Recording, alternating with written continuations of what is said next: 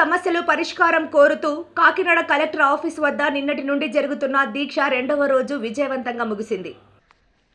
ఈ కార్యక్రమాన్ని ఉద్దేశించి సంఘం జిల్లా అధ్యక్షులు ఎం రాజశేఖర్ మాట్లాడుతూ ఈ 2 రోజుల దీక్షకు ప్రభుత్వం చూసి అసెంబ్లీ చర్చ పెట్టి కౌలు రైతులకు మేలు చేసే నూతన చట్టాన్ని తీసుకురావాలని డిమాండ్ చేశారు. అన్నదాత సుఖీభవ డబ్బులు కౌలు రైతుల అకౌంట్లో వేస్తామని హామీ ఇచ్చినందుకు కూటమి ప్రభుత్వం తక్షణమే డబ్బులు వేయాలని డిమాండ్ చేశారు.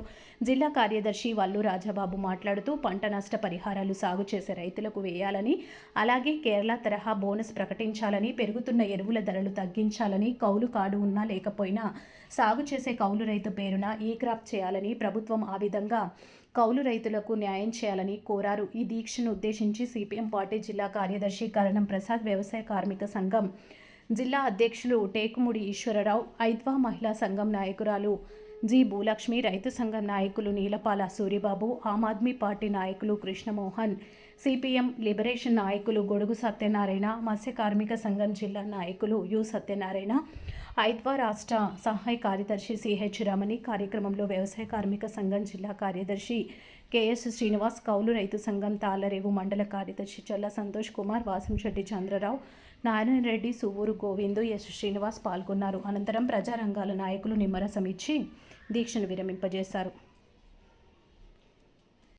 కౌలు రైతుల్ని ఆదుకోవాల్సినటువంటి కేంద్ర రాష్ట్ర ప్రభుత్వాలు కౌలు రైతుల్ని పక్కన పడేసినాయి. కేంద్ర ప్రభుత్వం అయితే కౌలు రైతులను గుర్తించట్లేదు. ఇస్తున్నటువంటి ప్రధానమంత్రి రైతు సంబంధించినటువంటి నిధి ఏదైతే ఉందో 6,000 రూపాయలు కౌలు రైతులను గుర్తించకుండా వాళ్ళకి ఇవ్వకుండా ఉంది. కాబట్టి వాళ్ళతో తిరుగుతున్నటువంటి కూటమి నాయకులు కూడా ఈరోజు రాష్ట్రంలో కౌలు రైతులు ఊసు మర్చిపోయి ఈరోజు వ్యవహరిస్తూ ఉన్నారు. ప్రభుత్వం రాకముందు పవన్ కళ్యాణ్ గారు, చంద్రబాబు నాయుడు గారు, లోకేష్ గారు హామీ ఇచ్చారు కౌలు రైతులని మేము గుర్తిస్తాం, వాళ్ళ యొక్క సమస్యలు పరిష్కరిస్తామని. కానీ ఏరు దాటిన తర్వాత ఏరు దాటే వరకు ఏరు మల్లయ్య, అలాగే ఏరు దాటిన తర్వాత బోడి మల్లయ్య అనే పద్ధతిలో ఈరోజు మొత్తం కౌలు రైతులని నట్టేట ముంచడానికి పద్ధతులు తీసుకొస్తున్నారు. ఈరోజు పంట పెట్టుబడికి, సాగుకి ఏ రకంగా అప్పులు తెచ్చి చేసి వ్యవసాయాన్ని ముందుకు తీసుకెళ్లాలో మీరు సమాధానం చెప్పాలి. పంట పెట్టుబడి సాయం లేదు, అన్నదాత సుఖీభవ డబ్బులు 20,000 వేస్తున్నారు, అవి డబ్బులు లేవు. ఈరోజు మద్దతు ధరలు కూడా కనీసం కౌలు రైతుకి అమ్ముకుందామంటే తన పేరును అమ్ముకోవడానికి కార్డు లేక ఇబ్బందులు పడుతున్నటువంటి పరిస్థితి ఉంది. కాబట్టి ఇవన్నీ కూడా ఈ ప్రభుత్వం జరుగుతున్నటువంటి అసెంబ్లీ సమావేశాల్లో చర్చించి ఇప్పటికైనా చట్టం చేయాలని చెప్పి మేము డిమాండ్ చేస్తూ ఉన్నాం. నూతన కౌలు చట్టాన్ని తీసుకొస్తామని పాత కౌలు చట్టాన్ని రద్దు చేశారు.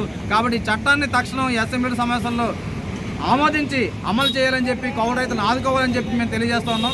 నిన్న ఇవాళ ఫిబ్రవరి 23, 24 తేదీలో రాష్ట్ర వ్యాప్తంగా జరిగినటువంటి ఆందోళనలో భాగంగా కాకినాడలో కూడా ఆందోళన జరిగింది.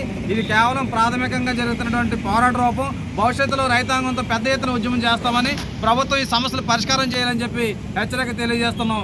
ఇప్పటికైనా సమస్యలు పరిష్కారం చేయాలని డిమాండ్ చేస్తున్నాం. నా పేరు ఎం రాజశేఖర్, కౌలు రైతు సంఘం జిల్లా అధ్యక్షుడిని.